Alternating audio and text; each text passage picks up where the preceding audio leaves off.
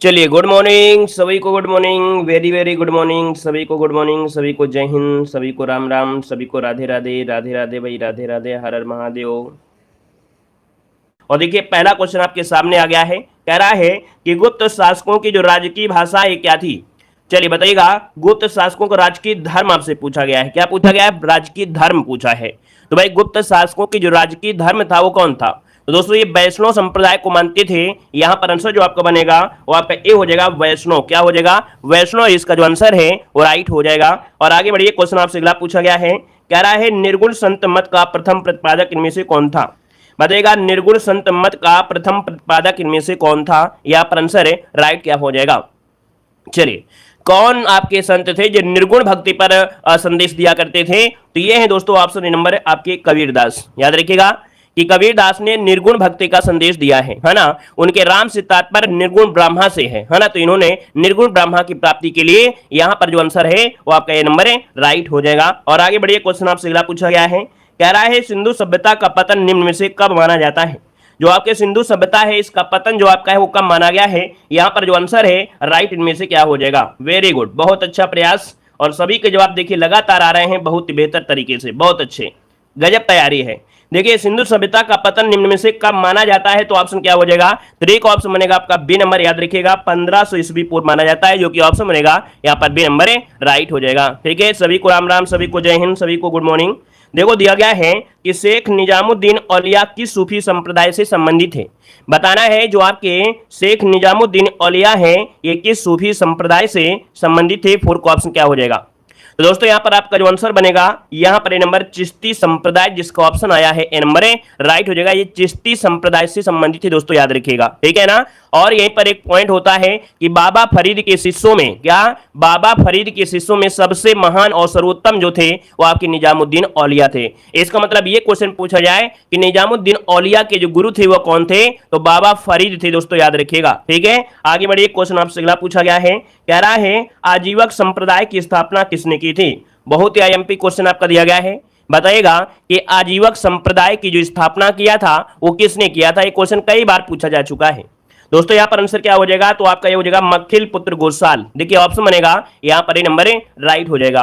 दूसरी बात आपको बता दें कि देखिए कि आप लोग जब मॉडल पेपर सॉल्व कर रहे होते हैं या पेड एग्जाम की कोई भी क्लास हमारी देख रहे होते हैं या कहीं भी देख रहे होते हैं, तो आप अपना टारगेट ये देखकर चले कि आप कम से कम प्री तो पढ़ रहे हैं लेकिन मेंस की तैयारी हो रही है।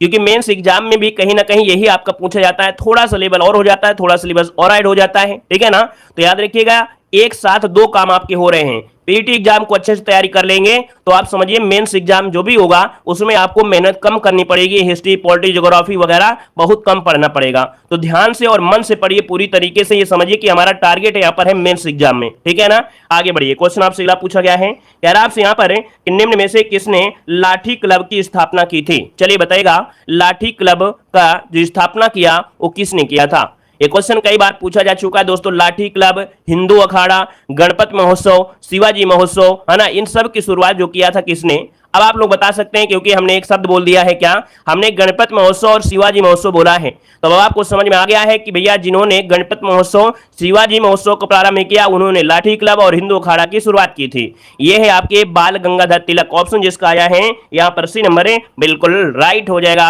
ऑप्शन बनेगा आपका सी नंबर। चलिए आगे बढ़िए, क्वेश्चन दिया गया है। कह रहा है कि राजा महेंद्र प्रताप ने कहां पर भारत की प्रथम अस्थायी सरकार का गठन किया था? तो दोस्तों, राजा महेंद्र प्रताप ने प्रथम विश्व युद्ध के दौरान दोस्तों 1915 में अफगानिस्तान में भारत की प्रथम अस्थायी सरकार का गठन किया था। कहां पर है? अफगानिस्तान। यहां पर नोट कर लीजिएगा। ऑप्शन आपको डी लगाना है। सिंगापुर, जर्मनी मत लगाइए, यहां पर लगाना है ऑप्शन आपका डी नंबर। अफगानिस्तान में 1915 में सरकार का गठन किया था। वो भी कैसी सरकार थी? आपकी अस्थायी सरकार थी। आगे बढ़िए, क्वेश्चन आपसे अगला पूछा गया है। यहां पर दिया गया है, कह रहा है वायसराय की कार्यकारिणी में विधिवेता के रूप में 5वें सदस्य को कब शामिल किया गया था? क्वेश्चन नंबर आपका 6 कह रहा है यहाँ पर से 8 नंबर में। तो दोस्तों यहाँ पर देखिए जो आपका 1861 का अधिनियम था, कौन है? 1861 के भारतीय परिषद अधिनियम द्वारा वायसराय की कार्यकारिणी में विधिवेता के रूप में 5वें सदस्य को भी शामिल कर लिया गया था। ऑप्शन जिसका है नंबर राइट हो जाएगा। और आगे बढ़िए, क्वेश्चन आपसे अगला पूछा गया है। कह रहे हैं महिलाओं को मताधिकार प्रदान कब किया गया था? चलिए भाई यहाँ पर बताना है कि महिलाओं को भी मतदान करने का अधिकार है ना, और ये अधिकार जो मिला था ये किस अधिनियम के तहत मिला था? तो इसका जो ऑप्शन है वो आपका बी नंबर है 1919 के अधिनियम के द्वारा, जो कि ऑप्शन बनेगा यहाँ पर बी नंबर राइट हो जाएगा, है ना। तो आगे बढ़िए, क्वेश्चन आपसे अगला पूछा गया है, कह रहा है कि 1935 के अधिनियम के संबंध में किसने कहा था कि एक कार जिसमें ब्रेक तो है पर इंजन नहीं है? ये क्वेश्चन को हमने एक बार नहीं बहुत बार पढ़ाया। देखिए इस क्वेश्चन को एक बार नहीं बहुत बार पढ़ाया है ना, और किसी से भी गलत नहीं होना चाहिए क्योंकि ये क्वेश्चन आपका संभावित है, आपका पेपर में मिल सकता है। चलिए भाई यहाँ पर आंसर 10 नंबर का देखिए आपका जवाब आने शुरू हो गए हैं, और आपका जो जवाब है यहाँ पर 10 नंबर में वो ऑप्शन आपका सी हो जाएगा, जवाहरलाल नेहरू। याद रखें, जवाहरलाल नेहरू ने कहा था कि जो 1935 का अधिनियम है वो एक कार है जिसमें ब्रेक तो है पर इंजन नहीं है, तो ऑप्शन राइट हो जाएगा आपका सी नंबर राइट हो जाएगा। आगे बढ़िए, क्वेश्चन दिया गया है, कह रहा है 2011 की जनगणना के अनुसार निम्न से किस राज्य में जनसंख्या का 10 की वृद्धि दर ऋणात्मक रही थी? तो दोस्तों ये बताइएगा, जनसंख्या जो ऋणात्मक दर रही थी वो कौन सी यहां पर कहां पर रही थी? देखिए 11 नंबर में जवाब बहुत ही फास्ट आया है, यहां पर ऑप्शन डी नागालैंड इसका आंसर है, राइट हो जाएगा। दोस्तों यहां पर माइनस में चली गई थी, माइनस दोस्तों कितनी 5.8% आपकी रही थी दोस्तों ऋणात्मक। ठीक है, आगे बढ़िए, क्वेश्चन आपसे अगला पूछा गया है, कह रहा है पृथ्वी पर आच्छादित जल का प्रतिशत कितना है? चलिए एक बार दोस्तों शेयर कर दीजिएगा, है ना, दोस्तों को शेयर करिए, दोस्तों से ज्यादा अपने रिश्तेदारों को शेयर करिए, ताकि पता चल जाए कि नहीं बच्चा पढ़ाई कर रहा है, बहुत मेहनत कर रहा है। तो अपने दोस्तों को शेयर करिए, साथ में रिश्तेदारों को शेयर करिए, ठीक है। और भैया थोड़ा कुछ जानकारी मिल रही है, सीखने को मिल रहा है, तो एक बार लाइक कर दीजिएगा। पूरा सपोर्ट आप लोग बनाए रखिए, है ना, ताकि हम भी आप लोगों के साथ पूरा सपोर्ट रहे, और हमारा सपोर्ट तो है ही है सुबह से शाम तक आपको क्लासें देना। तो एक बार सभी लोग यहाँ पर लाइक जरूर कर दीजिएगा। तो दोस्तों दिया है पृथ्वी पर आच्छादित जल का प्रतिशत कितना है। चलिए अब आप कहेंगे कि सर जी इस पृथ्वी पर जो है जल वो 71% है, तो सिंपल सी बात है, आपका आंसर हो जाएगा क्या, यहाँ पर ये नंबर है राइट हो जाएगा। आगे बढ़िए, क्वेश्चन आपसे अगला पूछा गया है, कह रहा है लाल क्रांति का संबंध किससे है? तो चलिए बताइएगा, लाल क्रांति का जो संबंध है वो आपकी किससे है? सभी का जवाब बिल्कुल सही होना चाहिए। यहां पर कह रहा है लाल क्रांति, और लाल क्रांति में आप क्या कहेंगे? लाल क्रांति में क्या होता है दोस्तों, याद रखिएगा, यहां पर टमाटर उत्पादन होता है, जो कि ऑप्शन बनेगा आपका, यहां पर आपका नंबर है राइट हो जाएगा। अब आपने देखा होगा कि भैया 2023 में, है ना, क्या कि आपका जो टमाटर के भाव बहुत ऊंचे हो गए थे, तो भैया उसमें क्या होता है कि भैया टमाटर के आप देखिए कितने रील बन गए हैं, है ना। तो ऐसे भी याद रखिएगा, टमाटर लाल क्रांति, इसका आंसर जो आपका है वो आपका राइट हो जाएगा। अच्छा एक शब्द और होता है मांस उत्पादन। अगर क्वेश्चन आपसे मिल जाए कि टमाटर और मांस उत्पादन का संबंध किससे, तो भी बताइएगा लाल क्रांति से, ठीक है ना। चलिए आगे बढ़िए, क्वेश्चन दिया गया है, कह रहा है सहारा मरुस्थल में बहने वाली गर्म स्थानीय पवन को क्या कहते हैं? तो दोस्तों ये बताइएगा, सहारा रेगिस्तान, है ना सॉरी, सहारा रेगिस्तान के पूर्वी भाग में जो उत्तर पूर्व दिशा है वहां पर चलने वाली गर्म और शुष्क हवाओं को बोलते हैं हरमटन। क्या बोलते हैं? यहाँ पर ऑप्शन जो डी दिया गया है, हरमटन जो दिया है, ये यहाँ की क्या है, हवाएं हैं, जो कि काफी गर्म हवाएं होती हैं। ऑप्शन आपका डी नंबर है राइट हो जाएगा। और आगे बढ़िए, क्वेश्चन आपसे अगला पूछा गया है, कह रहा है निम्न में से कौन सा अपर्दन स्थल आपका अपर्दन स्थल रूप है? चलिए अपर्दन स्थल रूप है, मतलब अपर्दन के द्वारा क्या होता है, छत्रक शिला का निर्माण होता है, और इसके निर्माण के लिए वायु, जल और भूस्खलन महत्वपूर्ण कारक होते हैं। यहां पर जो आपका आंसर है वो आपका बी नंबर है राइट हो जाएगा। आप देखते होंगे दोस्तों, क्या आप देखते होंगे कि कहीं पर रेत आपकी है और हवा चल रही है, तो नीचे नीचे क्या हो जाता है, उड़ जाता है, ऊपर छतरी जैसा बना रहता है। कभी कभी आपने देखो अगर पानी बह रहा होता है तो आसपास से पानी काफी काट के जमीन को ले जाता है, ऊपर थोड़ा सा बन जाता है, तो कहीं ना कहीं वो क्या हो जाता है, एक प्रकार के छत्रशिला का निर्माण कर देता है। तो ऑप्शन बनेगा आपका बी नंबर। आगे बढ़िए, क्वेश्चन दिया गया है, कह रहा है निम्न में से कौन प्रथम विश्व खाद्य पुरस्कार के प्राप्तकर्ता थे? दोस्तों आईएमपी क्वेश्चन आ गया है, यहाँ पर कह रहा है प्रथम विश्व खाद्य पुरस्कार जो दिया गया था वो किसे दिया गया था? तो दोस्तों ये है आपके कौन, तो आपके एमएस स्वामीनाथन को दिया गया था। एमएस स्वामीनाथन जो कि भारत में हरित क्रांति के जनक माने जाते हैं। दोस्तों याद रखिए, भारत में हरित क्रांति सबसे पहले जो आई थी वो आपके पश्चिमी, आपके उत्तर प्रदेश अर्थात कह सकते हैं कि पंजाब में देखने को मिली थी। पंजाब में दोस्तों क्या था कि हरित क्रांति सबसे पहले देखने को मिली थी, और सबसे ज्यादा गेहूं पर आपका फोकस हुआ था, गेहूं का उत्पादन काफी हुआ था। अगर हम आपसे क्वेश्चन पूछे वर्गीज कुरियन कौन है, ये बताइए वर्गीज कुरियन का संबंध किससे है? तो आप कहेंगे सर वर्गीज कुरियन का संबंध है आपके दूध उत्पादन से, है ना। याद रखिए श्वेत क्रांति से संबंधित है और इन्हें भारत का दूध वाला भी कहा जाता है। आगे बढ़िए, क्वेश्चन आपसे अगला पूछा गया है, कह रहा है स्वतंत्रता प्राप्ति के पश्चात भारत की पहली औद्योगिक नीति की घोषणा कब की गई थी? बताइएगा स्वतंत्रता प्राप्ति के पश्चात प्रथम औद्योगिक नीति की जो घोषणा की गई थी वो आपकी कब की गई थी? तो दोस्तों यहाँ पर याद रखिएगा ऑप्शन हो जाएगा बी नंबर 1948। कब? 1948, वो भी डेट याद रखिएगा 6 अप्रैल, ठीक है, 6 अप्रैल 1948 को इसकी स्थापना की गई थी। और किसके प्रयास से की गई थी? उस समय केंद्रीय उद्योग मंत्री थे डॉक्टर श्यामा प्रसाद मुखर्जी। कौन? डॉक्टर श्यामा प्रसाद मुखर्जी के द्वारा की गई थी, याद रखिएगा। आगे बढ़िए, क्वेश्चन आपसे अगला पूछा गया है, कह रहा है भारतीय प्रतिभूति एवं विनिमय बोर्ड का मुख्यालय स्थित है। अच्छा क्वेश्चन है, जवाब दीजिएगा कि भारतीय प्रतिभूति एवं विनिमय बोर्ड का जो मुख्यालय है वो आपके कहां पर है? मतलब इसे कहते हैं सेबी। क्या बोलते हैं? सेबी का मुख्यालय। बताइए सेबी का जो मुख्यालय है वो आपके कहां पर है? तो दोस्तों सेबी का मुख्यालय ये आपके मुंबई में है, याद रखिए कहां पर है? मुंबई में है। और अगर आपसे पूछे भैया कि यहां पर की जो स्थापना की गई थी वो आपके कब की गई थी, तो आपके 12 अप्रैल 1992 को। कब की गई थी? 1992 को की गई थी। क्लियर है? इतना पॉइंट सभी का क्लियर होगा, उम्मीद है इतना सब कुछ समझ में आ रहा होगा। आगे बढ़िए, क्वेश्चन आपसे अगला पूछा गया है, कह रहा है कि पैन नंबर अर्थात जो आपका परमानेंट अकाउंट नंबर है इसे देने की संस्तुति किस समिति द्वारा की गई थी? मतलब जो आपका पैन नंबर आपका होता है ना, ये किसके द्वारा शुरुआत हुई थी? तो दोस्तों ये है महावीर त्यागी समिति। कौन है? महावीर त्यागी समिति। इसका जो आंसर है यहाँ पर 19 नंबर में ऑप्शन डी नंबर राइट हो जाएगा। नया क्वेश्चन जैसे ही मिले तो उसको नोट करिएगा। हमने बताया है कि जितनी मेहनत अगर आज अभी आप कर लेते हैं, अगर जितनी मेहनत अभी करेंगे भैया उतने आपको आराम मिलेगा। और अभी से अगर मस्ती करेंगे क्लास में तो भी बाद में आपको दिक्कत होगी। आज की मस्ती बाद में आपको रुलाएगी, लेकिन आज का मेहनत अगर आप 10 दिन नहीं, आप समझिए जब मेंस एग्जाम में जाएंगे तो आपको यही खुशी मिलेगी कि नहीं हमने पेड एग्जाम में अच्छे से मेहनत किया है। तो आज का देखिए कि आज आप कितने अच्छे तरीके से इसे डील कर रहे हैं। जो चीज नहीं आता है उसको कॉपी में नोट भी कर लिया करिए, ताकि एग्जाम के समय आपको वीडियो ना ढूंढना पड़े कि सर ने कहा था कि ये क्वेश्चन नोट करिएगा। उस समय आप पहले से कॉपी नोट किया करिए, स्क्रीनशॉट ले लिया करिए और कॉपी में आप एग्जाम के पहले उसको डेली रिवीजन करिए, ठीक है। आगे बढ़िए, क्वेश्चन आपसे दिया गया है, कह रहा आपसे कि भारत का पहला निर्यात प्रसंस्करण क्षेत्र कहां स्थापित किया गया था? चलिए यहां पर जवाब देना है कि भारत का पहला निर्यात प्रसंस्करण क्षेत्र कहां पर स्थापित किया गया था। दोस्तों ऑप्शन यहां पर बी हो जाएगा आपके कांडला। ये कांडला कहां पर है भाई?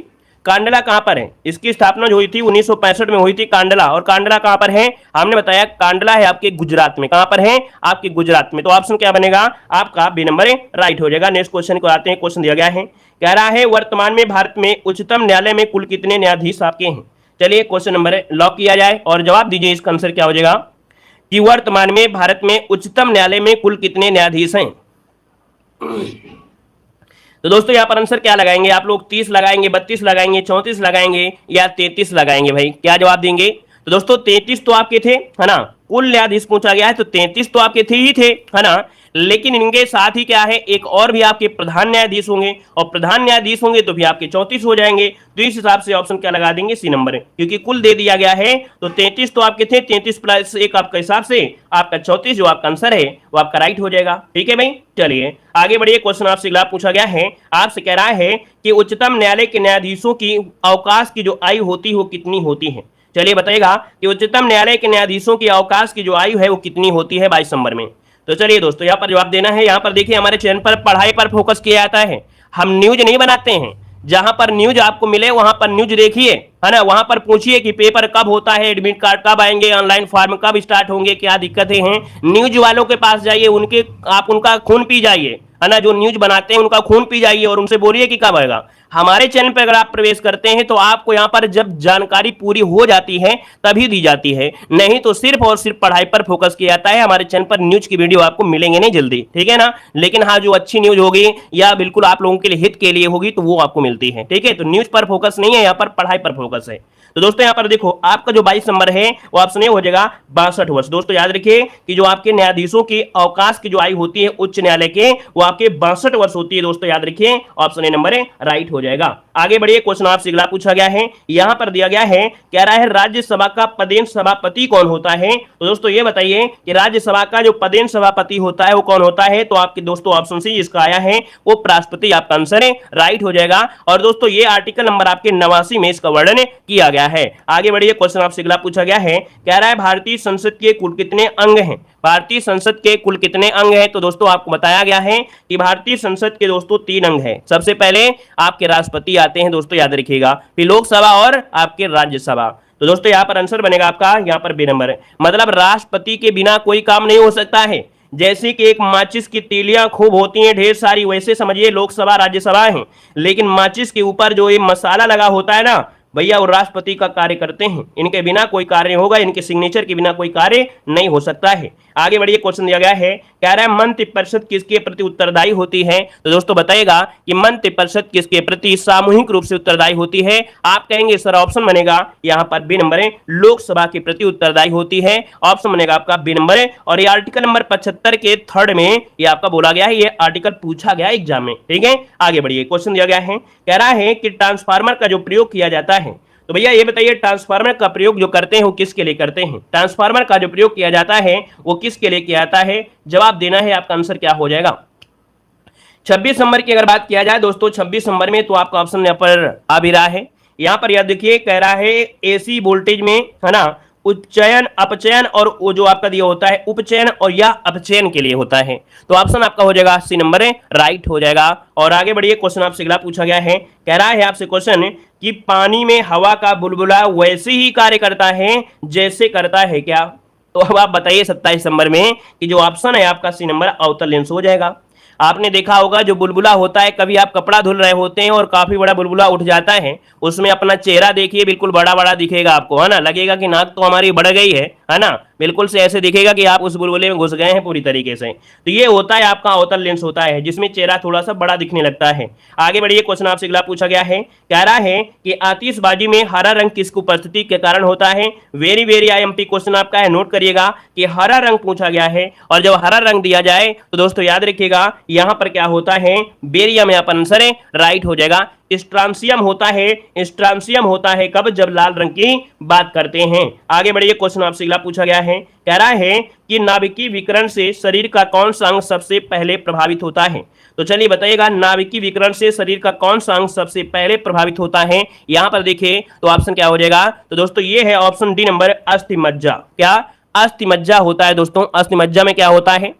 अस्थिमज्जा में क्या होता है? जहां पर आपका क्या होता है, ब्लड बनता है दोस्तों, याद रखिएगा, है ना, लाल रक्त। यहां पर आंसर आपका डी बनेगा। और अगला क्वेश्चन आपका दिया गया है, कह रहा है मानव शरीर में सबसे अधिक जो तंत्रिका कोशिकाएं होती हैं वो आपकी किसमें होती हैं? मानव शरीर में सबसे अधिक तंत्रिका कोशिकाएं जो पाई जाती हैं वो किसमें पाई जाती हैं? तो दोस्तों ऑप्शन देखिए आपका क्या हो जाएगा, रेटिना, मस्तिष्क, मेरुरज्जु या जीभ में। इस क्वेश्चन को देखते हैं कितने लोग सही कर देंगे। वैसे इस क्वेश्चन को आप लोग सॉल्व करेंगे आसानी से लगा सकते हैं। आपने देखा होगा माइंड में भाई इतनी ज्यादा आपके कह सकते हैं तंत्रिकाएं होती हैं, आप देखे होंगे। यहां पर आंसर क्या हो जाएगा? यहां पर बी नंबर, मस्तिष्क में दोस्तों आपका आंसर है, राइट हो जाएगा। ठीक है, आगे बढ़िए, क्वेश्चन आपसे अगला पूछा गया है। यहां पर आपका क्वेश्चन आ गया है कि महोत्सव का संविच्छेद इनमें से क्या है? बताइएगा, महोत्सव का संविच्छेद पूछा गया है, और आपका महोत्सव का जो संविच्छेद बनेगा इनमें से राइट क्या हो जाएगा? भाई चलिए जवाब दीजिए, फटाफट जवाब देना है, गलती नहीं होना चाहिए। नाक मत कटाइएगा, क्योंकि हिंदी में अगर आपने नाक कटा दिया तो समझो बेकार है ना भाई। हम आपको इतनी हिंदी पढ़ाते रहते हैं और उसमें भी आप नाक कटा दे हिंदी में, तो भी बिल्कुल बेकार बात है ना। चलिए, तो यहाँ पर देखिए आपका जो आंसर है लगभग सभी का जवाब सही आ गया है। यहाँ पर 31 नंबर का महाधन उत्सव कहीं लिखा है, यहाँ पर देखिए महाधन उत्सव जिसका ऑप्शन है यहाँ पर है, राइट हो जाएगा, बी नंबर इसका राइट हो जाएगा। अगर हम आपसे पूछे कौन सी संधि है तो आप कहेंगे सर ट्रिक के हिसाब से देखा जाए तो ओ की मात्रा जहां पर होती है वहां पर गुण संधि होता है, याद रखिएगा। ओ की मात्रा होती है तो आपका क्या हो जाएगा? गुण संधि हो जाएगा दोस्तों, याद रखिएगा। ए की मात्रा और ओ की मात्रा, और एक होता है अर। आगे बढ़िए, क्वेश्चन दिया गया है, यहाँ पर दिया गया है कि दूध का धुला होना इस मुहावरे का सही अर्थ क्या है? ये मुहावरा तो सब लोग बोल लेते हैं, बताइएगा कि दूध का धुला होना मतलब क्या होता है? निर्दोष होना। यहाँ पर आंसर जो आपका है वो आपका ये नंबर है, निर्दोष होना, जिसका ऑप्शन आया है राइट हो जाएगा। और आगे बढ़िए, क्वेश्चन आपसे अगला पूछा गया है, कह रहा है जिसकी लाठी उसकी भैंस लोकोक्ति का सही अर्थ क्या है? जिसकी लाठी उसकी भैंस, इस लोकोक्ति का सही अर्थ देना है, आपका आंसर क्या हो जाएगा? दोस्तों यहाँ पर होता है शक्ति संपन्न आदमी अपना काम बना लेता है। आज के समय में यही चल रहा है भाई, है ना, शक्ति संपन्न जितने भी हैं उन्हीं का काम बन रहा है, बाकी सब तो बेकार है ना। यहाँ पर जो आंसर आपका बनेगा वो राइट क्या हो जाएगा? देखिए 33 नंबर में तो ऑप्शन आपका हो जाएगा बी नंबर दोस्तों, शक्ति संपन्न आदमी अपना काम बना लेता है, ऑप्शन बी नंबर है, राइट हो जाएगा। आगे बढ़िए, क्वेश्चन आपसे दिया गया है, कह रहा है शीत का विलोम शब्द इनमें से क्या हो जाएगा? चलिए, बताइए भाई, जवाब देना है, फटाफट जवाब देना है। शीत का जो विलोम बनेगा इनमें से क्या हो जाएगा? शीत का विलोम। तो ये आपका शीत का विलोम हो जाएगा उष्ण हो जाएगा, है ना। शीत है तो आप कहेंगे इसका उष्ण हो जाएगा, और उष्ण हो जाएगा तो ऑप्शन क्या बन जाएगा? यहां पर उष्ण हो जाएगा, ऑप्शन डी नंबर है राइट हो जाएगा। ठीक है, आगे बढ़िए। क्वेश्चन आपसे अगला पूछा गया है, कह रहा है जो कठिनाई से मिलता है उसके लिए शब्द बताना है। जो कठिनाई से मिलता है उसके लिए शब्द बताना है। आपका जो आंसर है यहां पर राइट क्या हो जाएगा? जो कठिनाई से मिले उसे बोलते हैं दुर्लभ। क्या बोलते हैं? दुर्लभ। ऑप्शन बनेगा बी नंबर है राइट हो जाएगा, दुर्लभ हो जाएगा। और आगे बढ़िए। क्वेश्चन आपसे अगला पूछा गया है कि हाल ही में भारत के पहले अनाज आधारित एथेनॉल संयंत्र की स्थापना कहां पर की गई है। तो दोस्तों बताना है कि अनाज आधारित जो आपका एथेनॉल संयंत्र है इसकी स्थापना कहां पर की गई है। यहां पर राइट आंसर लॉक किया जाए जल्दी से। चलिए भाई, जल्दी बताना है आपका जो आंसर है इनमें से राइट क्या हो जाएगा। तो दोस्तों आपका ऑप्शन हो जाएगा डी नंबर, ये पूर्णिया है। कहां पर है? पूर्णिया है, और ये पूर्णिया दोस्तों बिहार में है। ठीक है ना। वहां के मुख्यमंत्री नीतीश कुमार ने दोस्तों इसकी स्थापना किया था, जो कि आपका पहला अनाज आधारित ये क्या है? एथेनॉल संयंत्र है। आगे बढ़िए। क्वेश्चन आपसे अगला पूछा गया है, कह रहा है भारत अपने किस पड़ोसी देश से सर्वाधिक लंबी सीमा साझा करता है। तो चलिए दोस्तों बताना है कि भारत जो आपका है वो अपने किस पड़ोसी देश से सर्वाधिक लंबी सीमा साझा करता है। यहां पर आंसर जो आपका बनेगा राइट क्या हो जाएगा? इस क्वेश्चन को गलत मत करियो, ठीक है ना। यहां पर 46 नंबर। तो दोस्तों यहां पर देख सकते हैं आपका जो आंसर है लगभग सभी का जवाब सही होना चाहिए, क्योंकि हमने आपको बताया था बांग्लादेश। दूसरा हमने ट्रिक बताया था कि बचपन का सपना जो आपका है ना, बचपन का सपना जो आपका है एमबीए। दोस्तों याद रखिएगा कि यहां पर इस ट्रिक से क्या होगा? क्रम आपको मिल जाएगा कि बांग्लादेश पहले नंबर है ना, फिर चाइना, पाकिस्तान, नेपाल, म्यांमार, भूटान, अफगानिस्तान। मतलब आपसे पूछ ले छठा नंबर में कौन है, पांचवें नंबर में कौन है, तो ये ट्रिक से आप बता दीजिएगा कि पहले नंबर में जो स्पर्श करता है सबसे ज्यादा वो बांग्लादेश है। चौथे नंबर में कह दे तो आप पाकिस्तान बता देंगे। समझ गए होंगे। ठीक है, आगे बढ़िए। क्वेश्चन आपसे अगला पूछा गया है, यहां पर आ गया क्वेश्चन, निम्न में से बगोटा किस देश की राजधानी है। क्या कह रहा है? बगोटा किस देश की राजधानी है? बताइएगा बगोटा किस देश की राजधानी है। चलिए, और अच्छा प्रयास यहां पर देखिए आप सभी का है। यहां पर जो आपका आंसर बनेगा इनमें से राइट क्या हो जाएगा?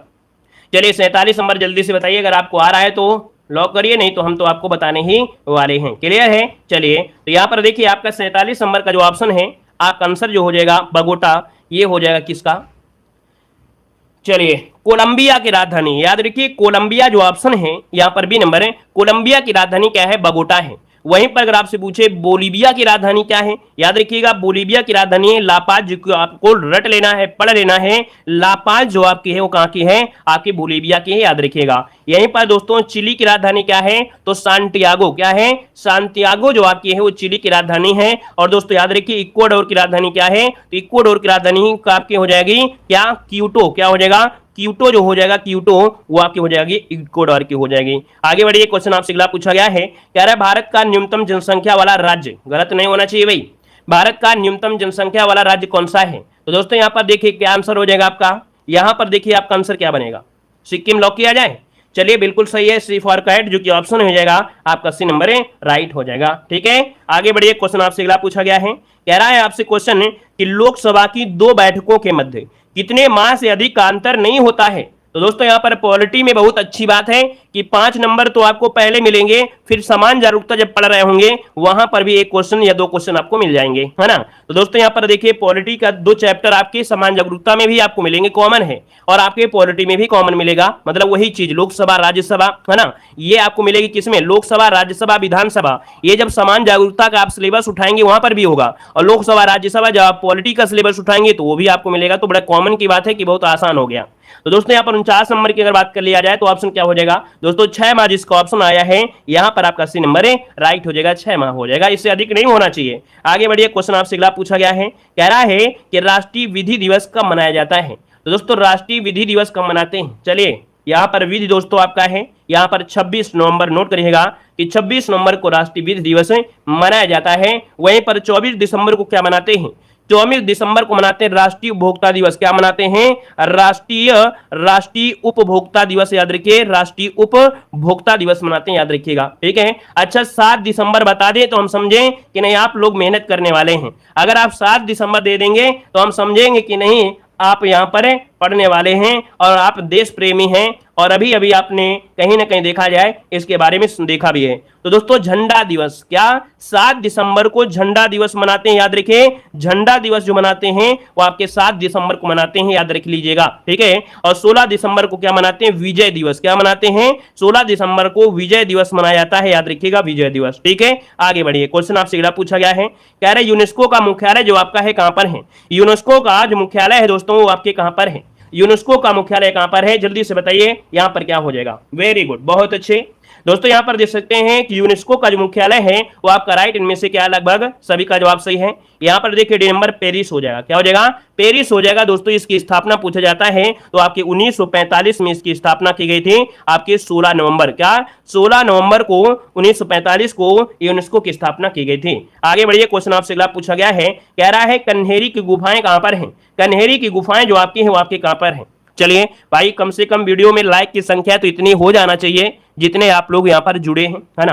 क्लास में देखिए काफी लोग बाद में जुड़े हैं, काफी लोग तो भूल ही गए होंगे, है ना, कि क्लास में डायरेक्ट पढ़ रहे होंगे। तो जितने लोग यहाँ पर भूल गए हैं याद दिला दे रहे हैं, एक बार सभी लोग लाइक कर दीजिए, थोड़ा सा हमें भी लगे कि नहीं हाँ इतने बच्चे जुड़े हैं और सबका सपोर्ट है, और आपका सपोर्ट हमारा सपोर्ट, तभी तो एक बड़ा काम हो सकता है, ठीक है ना। तो एक बार जितने लोग जुड़े हैं लाइक की संख्या भी बढ़ाते चलिए, ठीक है।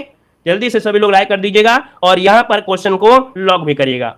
कह रहा है कन्हेरी की गुफाएं जो आपकी हैं कहां पर है दोस्तों, कन्हेरी की गुफाएं दोस्तों 52 नंबर का जो ऑप्शन आ रहा है आपका सी नंबर बनेगा, मुंबई में है, याद रखिए, औरंगाबाद मत लगाइएगा। यहां पर जिन लोगों ने ऑप्शन सी लगाया है मुंबई अर्थात महाराष्ट्र में है, याद रखिए ऑप्शन बनेगा आपका सी नंबर है, राइट हो जाएगा। नेक्स्ट क्वेश्चन को आते हैं, क्वेश्चन दिया गया है आपसे, कह रहा है कि नारंग कप जो आपका दिया है किस खेल से संबंधित है। दोस्तों नारंग कप दिया है, नारंग कप ये जो आपका है किससे है। एक क्वेश्चन यहां से आपको देखने को जरूर मिल रहा है, डेली मिल रहा है दोस्तों। नारंग कप है आपके ऑप्शन डी, आपके बैडमिंटन से, किससे है, बैडमिंटन से। और बैडमिंटन में दोस्तों आपके जैसे अमृत दीवान कप हो गया, क्या अमृत दीवान कप हो गया, चड्ढा कप हो गया, चड्ढा कप, अमृत दीवान कप, ये आपके बैडमिंटन से ही है आपके हैं दोस्तों, याद रखिएगा। आगे बढ़िए, क्वेश्चन आपसे अगला पूछा गया है, कह रहा है 400 वेज के लेखक इनमें से कौन है।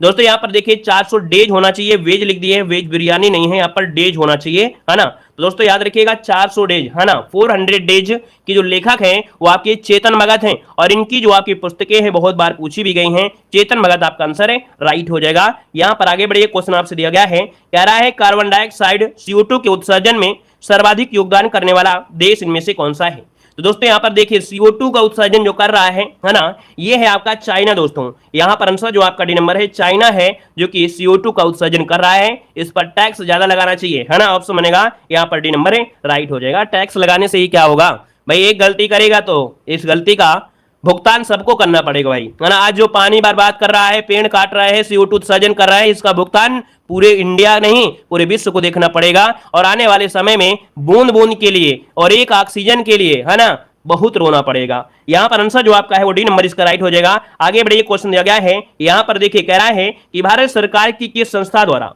देशव्यापी अभियान एक सप्ताह एक लैब प्रारंभ करने की घोषणा की गई है। तो दोस्तों बताइएगा जल्दी से यहां पर कि किसने या कौन सी सरकार ने या किसने दोस्तों एक सप्ताह एक लैब प्रारंभ करने की घोषणा किया है। इसका आंसर जो आपका होगा राइट क्या हो जाएगा। क्वेश्चन आपके दोस्तों मिलेंगे करंट अफेयर के अपडेट लल्लन टॉप के मिलेंगे, और हमने करंट अफेयर की भी क्लास चलाई है, आपको मालूम होगा, है ना। तो आप करंट अफेयर भी डेली देखिए, तभी आपका उद्धार होगा, क्योंकि 10 नंबर है और 10 नंबर बहुत बड़ी बात होती है भाई। जो लोग मैथ में वीक हैं उनको कहीं ना कहीं करंट अफेयर में पूरी तरीके से कमांड करना पड़ेगा, नहीं तो भी बिल्कुल बेकार हो जाएंगे भाई। मैथ भी नहीं आती, करंट अफेयर नहीं आती, तो भाई आप 40 नंबर 50 नंबर लेके क्या करेंगे भाई, है ना।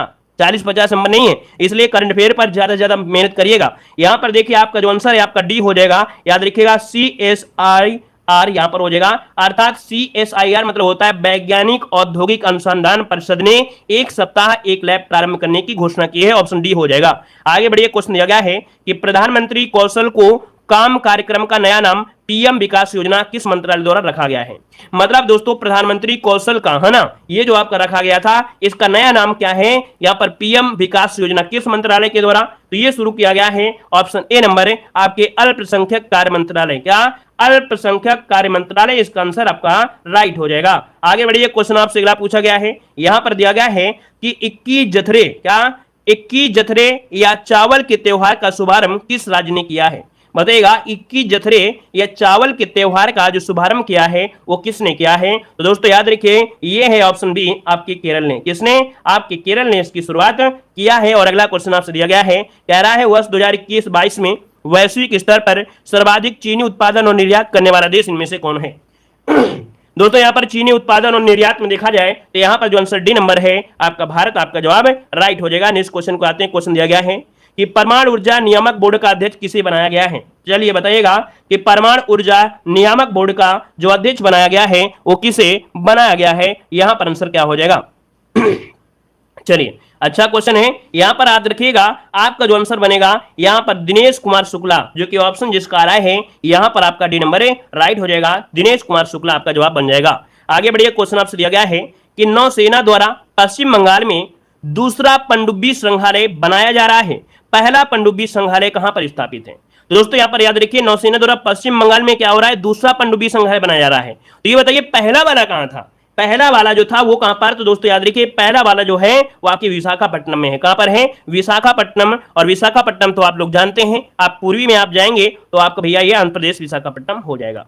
आगे बढ़िए, क्वेश्चन आपसे दिया गया है, कह रहा है वर्ष 2022 का तमिल भाषा का साहित्य अकादमी पुरस्कार किस उपन्यास को प्रदान किया गया है? तो चलिए दोस्तों यहां पर जवाब देना है, आपका आंसर में से राइट क्या हो जाएगा? तो राइट हो जाएगा दोस्तों ये बी नंबर है, गोरात विकन्ना। कौन है? गोरात विकन्ना है जिन्हें साहित्य अकादमी 2022 का उपन्यास के लिए इनको पुरस्कार दिया गया था। ऑप्शन बनेगा आपका बी नंबर है। और आगे बढ़िए, क्वेश्चन दिया गया है यहां पर देखो ये जो आप कह रहे हैं वो पूरे IAS अधिकारी भी आप कह रहे हैं और इनका उपन्यास का नाम है काला पानी। याद रखिएगा इनके उपन्यास का नाम क्या है? काला पानी है, याद रखिएगा। नेक्स्ट क्वेश्चन को आइए, क्वेश्चन दिया गया है कि भारत द्वारा पहली बार वीर गर्जियन हवाई युद्धाभ्यास किस देश के साथ आयोजित करने की घोषणा की गई है? तो दोस्तों ये पहली बार होगा क्योंकि वीर गार्जियन हवाई युद्धाभ्यास होगा। और ये किस देश के साथ होगा? यहां पर आंसर लॉक करना है तो ऑप्शन सी हो जाएगा आपके जापान के साथ। किसके साथ? जापान, इसका आंसर राइट हो जाएगा। और आगे बढ़िए, क्वेश्चन आपसे दिया गया है कि दिया गया है अरुणोदय .2 योजना किस राज्य द्वारा प्रारंभ की गई है? अरुणोदय .2 जो योजना है ये किस राज्य के द्वारा प्रारंभ की गई है? यहां पर आंसर हो जाएगा सी नंबर, आपके असम के द्वारा। किसके द्वारा? असम के द्वारा। और अगला क्वेश्चन यहां पर आपका दिया गया है, कह रहा है शीर्ष, क्या दिया है? शीर्ष ग्रीन बिल्डिंग पुरस्कार 2022 से किस संस्था को सम्मानित किया गया है?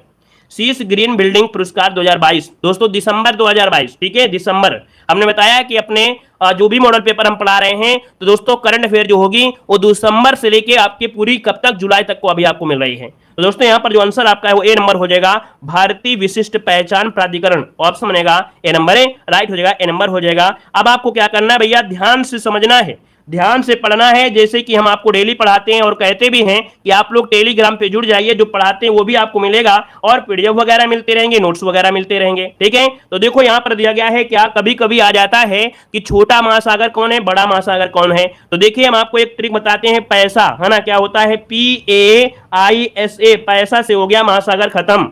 दोस्तों P मतलब होता है प्रशांत महासागर, सबसे बड़ा है।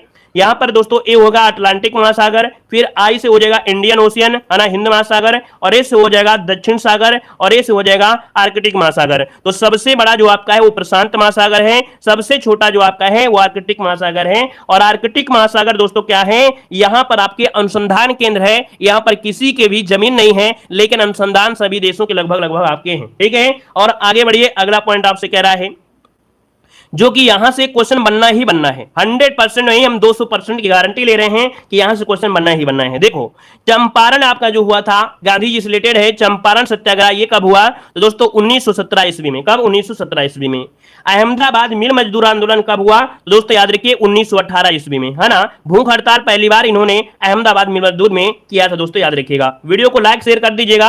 अब आपके पास यहाँ पर कमेंट का कम समय है, लेकिन कम से कम अब हम आपको लिए जब पढ़ा रहे हैं, हल्ला मार रहे हैं, तो कम से कम वीडियो को भी लगातार भाई लाइक करते रहिए। देखो खिलाफत आंदोलन दिया है, और खिलाफत आंदोलन दोस्तों 1919 में आपका हुआ था। ये क्वेश्चन मिलान में बहुत पूछा जाता है, मिलान करने के लिए पूछा जाता है। अगला है असहयोग आंदोलन, और असहयोग आंदोलन 1920 ईस्वी में शुरुआत हुई थी। अगला है कांग्रेस की अध्यक्षता, तो दोस्तों यहां पर देखिए गांधी जी रिलेटेड है। गांधी जी 1924 में गांधी जी ने कांग्रेस की अध्यक्षता की थी, बेलग्राम कर्नाटक में किया था। और अगला है दांडी मार्च या सविनय अवज्ञा आंदोलन जो हुआ था वो 1930 में गांधी जी ने किया था। अगला है गांधी अरविंद समझौता जो हुआ था महात्मा गांधी का, वो तो 1931 में हुआ था। द्वितीय गोलमेज सम्मेलन में दोस्तों गांधी जी ने भाग लिया था, है ना। दोस्तों याद रखिए, द्वितीय गोलमेज सम्मेलन में गांधी जी ने भाग लिया था 1931 में, और पूना समझौता जो हुआ था 1932 में। मतलब दोस्तों गांधी जी से रिलेटेड जो भी पॉइंट आपका है वो यहां पर आपका है, तो एक बार इसका स्क्रीनशॉट ले लीजिएगा जितने लोग आपके हैं, ठीक है। एक बार इसका स्क्रीनशॉट लीजिएगा, पूरा यहां पर अच्छे तरीके से पढ़िए, ठीक है। चलिए आगे बढ़िए, क्वेश्चन आपसे अगला पूछा गया है। यहां पर देखिए कुछ मंदिर हैं जहां से एक क्वेश्चन आपको बनेगा कि कौन से मंदिर का निर्माण किसने करवाया, है ना, और ये कहां पर स्थित है। 100% देखो हमने बताया ना कि मजाक वाली क्लास नहीं है, ये सीरियस वाली क्लास है। जितना समय आप दे देंगे उतना ही अच्छा होगा। देखो दिया खजुराहो मंदिर, खजुराहो मंदिर दोस्तों एमपी में है, और बनवाया किसने था, आपके चंदेल शासकों ने बनवाया था। किसने, चंदेल शासकों ने बनवाया था। अगला है कैलाश मंदिर, दोस्तों कैलाश मंदिर जो बनवाया वो किसने, तो आपके कृष्ण प्रथम ने बनवाया, ये भी कहां पर है, आपके महाराष्ट्र में है। अगला कंदैया महादेव का मंदिर है, ये आपके एमपी में है, राजा विद्याधर ने बनवाया था, राजा विद्याधर ने बनवाया था।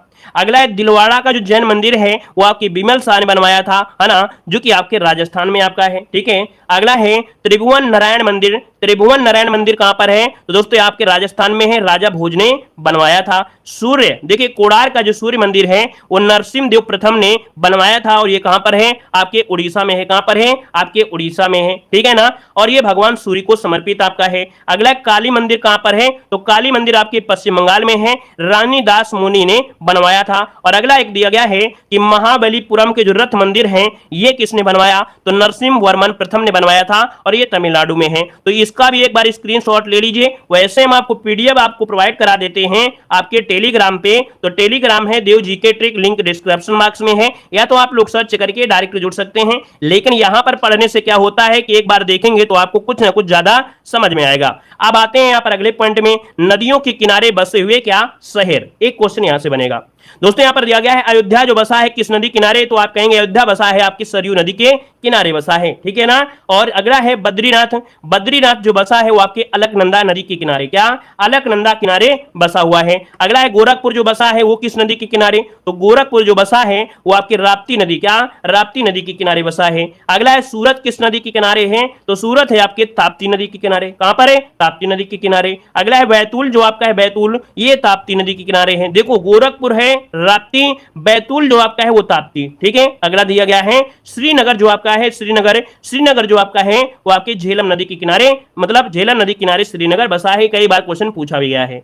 अगला है इलाहाबाद दोस्तों, इलाहाबाद ये गंगा यमुना सरस्वती ये आपका तीनों हो जाएगा। वाराणसी आपका है तो वाराणसी दोस्तों गंगा नदी के किनारे हो जाएगा, ठीक है। अगला है कानपुर दोस्तों, कानपुर की अगर बात करते हैं तो दोस्तों कानपुर जो कि गंगा नदी किनारे सबसे बड़ा शहर आपका, यहां पर दोस्तों याद रखिए कानपुर गंगा नदी किनारे है। अगला है पटना दोस्तों, पटना आपकी गंगा नदी किनारे आपका है, ठीक है ना। अगला है कन्नौज, और कन्नौज वाले तो जानते ही हैं कि कन्नौज से भी क्या बहती है, आपकी गंगा नदी बहती है। हरिद्वार में जाते हैं तो हरिद्वार में भी क्या होगा, यहाँ पर गंगा नदी हो जाएगा, है ना। मथुरा की बात करते हैं तो मथुरा में क्या है, आपकी यमुना नदी है, क्या है, यमुना नदी है दोस्तों, है ना। अगला दिया गया है लखनऊ की अगर बात करते हैं तो लखनऊ पूछा जाता है, लखनऊ दोस्तों याद रखिएगा गोमती नदी किनारे, क्या, गोमती नदी किनारे है। अच्छा ये बताइए गोमती नदी निकलती कहां से है, कोई बता सकता है, जो फास्ट आंसर दे सकता है जल्दी से बताइएगा। गोमती नदी का जो मुहाना है, मतलब जो निकलती है वो कहां से निकलती है, उद्गम कहां से है। चलिए हर हर महादेव, सभी को राम राम। एक बार लाइक भी कर दीजिए भाई वीडियो को, मजा तभी आता है जब आप लोगों का सपोर्ट रहता है। हमें भी लगता है कि आप हमारी मेहनत को समझ रहे हैं, और लगातार हम इतना चिल्ला रहे हैं, इतना पढ़ा रहे हैं, आप लोगों को भी समझ में आएगा, ठीक है। तो लाइक शेयर करते रहिए। पीलीभीत बिल्कुल सही है, याद रखिए गोमती नदी जो निकलती है वो आपकी पीलीभीत से निकलती है, पीलीभीत में। और पीलीभीत में एक जगह है फुलहर झील, कौन, फुलर झील से आती है, वेरी गुड, बहुत अच्छे। अगला है जौनपुर, तो दोस्तों याद रखिए जो जौनपुर है ना, यह भी क्वेश्चन पूछा जाता है जौनपुर, तो याद रखिए जौनपुर भी जो बसा है वो भी गोमती नदी के किनारे ही बसा है दोस्तों। अगला है दिल्ली, और दिल्ली की बात करते हैं तो दोस्तों दिल्ली आपकी यमुना नदी किनारे है। अभी देखा था कि आपके 2023 में बाढ़ आ गई थी, है ना, तो दोस्तों यहां पर दिल्ली में रिकॉर्ड टूट गया था, कितने दिनों कितने साल का रिकॉर्ड टूट गया था, तो यमुना नदी तो भूलिएगा मत। अगला दिया गया है अयोध्या, और अयोध्या आपका सरयू हो जाएगा, बद्रीनाथ, गोरखपुर, सूरत, बैतूल, ये अच्छा दोबारा से हो गया है, ठीक है। आगे आते हैं अगले पॉइंट में जो कि आपका बब्बर शेर वाले आपके क्वेश्चन होंगे, यहां से भी क्वेश्चन आपको देखने को मिलेंगे। सबसे चमकीला ग्रह कौन सा है, सबसे चमकीला ग्रह कौन है, तो आप कहेंगे सर सबसे चमकीला जो ग्रह है वो है आपका शुक्र ग्रह, क्या है, शुक्र ग्रह सबसे चमकीला है दोस्तों, है ना। अगला दिया गया है भारत का जो राष्ट्रीय पशु है वो कौन सा है, तो भारत का राष्ट्रीय पशु क्या है, बाघ है, क्या है, बाघ हो जाएगा। भारत का राष्ट्रीय पक्षी कौन सा है? तो मोर हो जाएगा। भारत का राष्ट्रीय फल क्या है? तो आम हो जाएगा। राष्ट्रीय फूल क्या है? तो आप कहेंगे कमल हो जाएगा, है ना। ये क्वेश्चन हल्के मत लीजिएगा, 1 नंबर के हैं, एग्जाम में आ जाते हैं। अगला देखो दिया गया है कि भारत का राष्ट्रीय खेल क्या है? तो भारत का राष्ट्रीय खेल क्या है? तो हॉकी हो जाएगा। क्या हो जाएगा? हॉकी हो जाएगा। भारत जो दिल्ली भारत की राजधानी बनी, दिल्ली भारत की राजधानी कब बनी थी? 1911। वैसे घोषणा जो हुई थी वो 1911 में और 1912 में स्थानांतरित हो गई थी। अगला दिया गया है कि ओणम किस राज्य का प्रसिद्ध त्योहार है? ओणम दोस्तों, ओणम हमने बताया था, ये हर बार पूछा गया है। ओणम जो आपका हर बार और हर एक एग्जाम में पूछा जाता है। दूसरी बात यहां पर देखिए, जो लोग पीटी एग्जाम की तैयारी कर रहे हैं अच्छी बात है, लेकिन जो अदर एग्जाम के हैं, जैसे पुलिस की तैयारी है, वीडियो एग्जाम के हैं, जिस जूनियर असिस्टेंट के हैं, वो लोग भी क्लासेस देखा करें, हमारी हर एक क्लास को जरूर देखा करें। कह रहे सर थोड़ा हार्ड क्वेश्चन करिए पेट एग्जाम दे रहे हो, है ना, पीसीएस की एग्जाम नहीं है कि पीसीएस एग्जाम में वो थोड़ा हार्ड पढ़ाएं, जाके पेपर उठाकर देख लेना, तब बोलिएगा कि नहीं थोड़ा हार्ड पढ़ाइएगा, ठीक है। हार्ड पढ़ा देंगे ना तो हार्ड टैग आ जाएगा, फिर कहोगे कि सर जी आप तो सिलेबस के बाहर जा रहे हैं, और हम सिलेबस के बाहर नहीं जाते हैं, इसलिए हमारे ही चैनल से टॉपर बनते हैं, ठीक है, वो भी फ्री बनाते हैं, यहाँ पर फ्री पढ़ाते हैं, ठीक है। देखो यहाँ पर दिया गया है, कह रहा है आपसे क्या कि राष्ट्रगान, देखो ओणम से हमने बताया था ओके, ठीक है ना। अगला दिया गया है भारत का जो राष्ट्रगान है वो किसने लिखा? तो भारत का राष्ट्रगान जो लिखा वो लिखा था रविन्द्रनाथ टैगोर। किसने लिखा था? रविन्द्रनाथ टैगोर ने लिखा। अगला भारत का राष्ट्रीय जलीय जीव कौन सा है? तो भारत का राष्ट्रीय जलीय जीव कौन सा है? गंगा डॉल्फिन है। कौन है? गंगा डॉल्फिन है। अगला दिया गया है कि सूर्योदय के देश के नाम से किसे जानते हैं? तो चलिए बताइएगा कि सूर्योदय का देश के नाम से किसे जानते हैं? तो दोस्तों सूर्योदय के देश के नाम से जानते हैं किसे? आपकी जापान को जाना जाता है दोस्तों, जापान। अच्छा, एक क्वेश्चन हमने आपको पढ़ाया था कि भारत में सबसे पहले सूर्योदय कहां पर होता है? जल्दी से कमेंट करें कि भारत में सबसे पहले सूर्योदय कहां पर होता है, जल्दी से लॉक करें। यहां पर क्या हो जाएगा? भारत में सबसे पहले जो आपका सूर्योदय होता है वो कहां पर होता है? कौन से राज्य पर होता है? अरुणाचल प्रदेश, बिल्कुल सही है, याद रखिएगा अरुणाचल प्रदेश में होता है, याद रखिए सबसे पहले अरुणाचल प्रदेश में होता है, ठीक है। आगे बढ़िए, क्वेश्चन आपसे दिया गया है, कह रहा है संविधान सभा का जो स्थायी अध्यक्ष कौन? संविधान सभा का स्थायी अध्यक्ष कौन था? दोस्तों डॉक्टर राजेंद्र प्रसाद। क्या हो जाएगा? डॉक्टर राजेंद्र प्रसाद आपका जवाब राइट हो जाएगा। अगला है विश्व रेड क्रॉस दिवस किस तिथि को या किस तारीख को मनाते हैं? तो विश्व रेड क्रॉस दिया है 8 मई को मनाते हैं दोस्तों, विश्व रेड क्रॉस 8 मई को मनाते हैं। अंतर्राष्ट्रीय महिला दिवस कब मनाते हैं? तो अंतर्राष्ट्रीय महिला दिवस मनाते हैं कब? 8 मार्च को मनाते हैं। कब मनाते हैं? 8 मार्च, जो कि क्वेश्चन बार बार पूछे गए हैं। अगला है क्षेत्रफल की दृष्टि से भारत का सबसे छोटा राज्य कौन है? तो गोवा हो जाएगा। जो हम ये पढ़ा रहे हैं ना, ये बार बार पूछे गए हैं, बार बार पूछे गए, एक बार नहीं बार बार पूछे गए हैं, और पेट के साथ साथ विभिन्न परीक्षाओं में भी पूछे गए हैं, ठीक है दोस्तों। यहां पर देखिए गोवा हो गया। जय जवान जय किसान का नारा जो दिया किसने दिया था? जय जवान जय किसान का जो नारा दिया वो किसने दिया था? तो आपके लाल बहादुर शास्त्री। किसने दिया? लाल बहादुर शास्त्री ने दिया था। अगला है संविधान सभा की प्रारूप समिति के अध्यक्ष कौन थे? तो संविधान सभा की प्रारूप समिति के अध्यक्ष कौन थे? तो डॉक्टर भीमराव अंबेडकर। क्या? डॉक्टर भीमराव अंबेडकर। याद रखिएगा प्रारूप समिति में 7 लोग थे, जिसमें से आपके डॉक्टर भीमराव भी इसमें शामिल थे, ठीक है। अगला है भारत के राष्ट्रीय झंडे की लंबाई और चौड़ाई का अनुपात बताइएगा। दोस्तों ये क्वेश्चन पूछा गया था तो अच्छे क्या हुआ, किसी ने 2:3 लगा दिया था, लेकिन याद रखिएगा कि जो आपका भारत है, भारत का राष्ट्रीय झंडा है, उसकी लंबाई और आपका चौड़ाई का अनुपात क्या है? 3:2। क्या हो जाएगा? 3:2 आपका हो जाएगा। अगला दिया गया है, अगला पॉइंट आ गया है, क्या कह रहा है? पंजाबी भाषा की जो लिपि है वो आपकी कौन सी है? चलिए ये बताइएगा कि पंजाबी भाषा की जो लिपि है वो आपकी कौन सी है? तो याद रखिए पंजाबी भाषा की लिपि है आपकी गुरमुखी। क्या हो जाएगा? गुरमुखी हो जाएगा। अगला है बिहू किस राज्य का प्रसिद्ध त्योहार है? बिहू किस राज्य का प्रसिद्ध त्योहार है? तो दोस्तों याद रखिए असम का है। कहां का है? असम का है। अगला है पोंगल किस राज्य का त्योहार है? बताइएगा पोंगल कहां का है? तो दोस्तों तमिलनाडु से है। लल्लन टॉप वाला क्वेश्चन आ गया है, तमिलनाडु। अगला है कागज का आविष्कार किस देश में हुआ था? तो दोस्तों कागज का आविष्कार हुआ था आपकी चीन में। कहां हुआ था? आपकी चीन में हुआ था। अगला दिया गया है गौतम बुद्ध के बचपन का नाम क्या था? गौतम बुद्ध के बचपन का नाम पूछा गया है, और गौतम बुद्ध के बचपन का नाम दोस्तों क्या था? सिद्धार्थ था। क्या था? सिद्धार्थ था। अगला मछली किसकी सहायता से सांस लेती है? तो मछली लेती है गलफड़ों के माध्यम से, गिल्फ के माध्यम से। अगला रतौंधी किस विटामिन की कमी से होता है? रतौंधी किस विटामिन की कमी से होता है? याद रखिए विटामिन ए की कमी से रतौंधी रोग होता है। अगला गिद्धा और भांगड़ा किस राज्य के लोक नृत्य हैं? गिद्धा और भांगड़ा किस राज्य के लोक नृत्य हैं? याद रखिए पंजाब। क्या हो जाएगा? पंजाब हो जाएगा। भगवान बुद्ध को ज्ञान की प्राप्ति कहां पर हुई थी? तो भगवान बुद्ध को जो ज्ञान की प्राप्ति हुई थी वो आपकी बोध गया में हुई थी। कहां पर हुई थी? बोध गया में हुई थी। अगला है आर्य समाज की स्थापना किसने की थी? चलिए बताइएगा, आर्य समाज की स्थापना किसने किया? तो आपके स्वामी दयानंद सरस्वती ने किया था दोस्तों, याद रखिएगा। अगला दिया गया है कि भारत का प्रथम गवर्नर जनरल, देखिए भारत का प्रथम गवर्नर जनरल कौन है? तो विलियम बेंटिंग। कौन? विलियम बेंटिंग हो जाएगा। और अगला है टेलीविजन का आविष्कार किसने किया था? तो दोस्तों याद रखिए, टेलीविजन का आविष्कार जो किया था वो है John Logie Baird. John Logie Baird. अगला है भारत की पहली महिला शासक कौन थी? भारत की पहली महिला शासक थी रजिया सुल्तान। कौन है? रजिया सुल्तान हो जाएगा। और अगला है कि इंसुलिन का प्रयोग किस बीमारी के उपचार में होता है? तो बताइएगा, कह रहा आपसे इंसुलिन का जो दिया है, इंसुलिन का जो प्रयोग होता है किस बीमारी के उपचार में? तो आपके मधुमेह में होता है। कौन सा विटामिन आंवले में प्रचुर मात्रा में मिलता है? तो दोस्तों याद रखिए, विटामिन सी होता है आंवले में। अगला है भारत में सशस्त्र बलों का सर्वोच्च सेनापति कौन होता है? तो याद रखिए, राष्ट्रपति होता है, याद रखिएगा, है ना। अगला है भारत की मुख्य भूमि का दक्षिणतम किनारा कौन सा है? तो मुख्य भूमि पूछा है, और जब मुख्य भूमि पूछा है तो आप कहेंगे कन्याकुमारी। क्या कहेंगे? कन्याकुमारी। लेकिन ये बोल देता कि भारत का दक्षिणतम बिंदु कौन सा है, तब आप क्या बोलते? आप कहते निकोबार, जो आपका है ना। अगला है भारत में सबसे पहले सूर्य किस राज्य में? तो देखो क्वेश्चन आपका आ गया है कि भारत में सबसे पहले सूर्य कहां निकलता है? तो आपके अरुणाचल प्रदेश में होता है। तो दोस्तों इस प्रकार से ये प्यारी सी क्लास। धन्यवाद सभी को, जय हिंद, वंदे मातरम।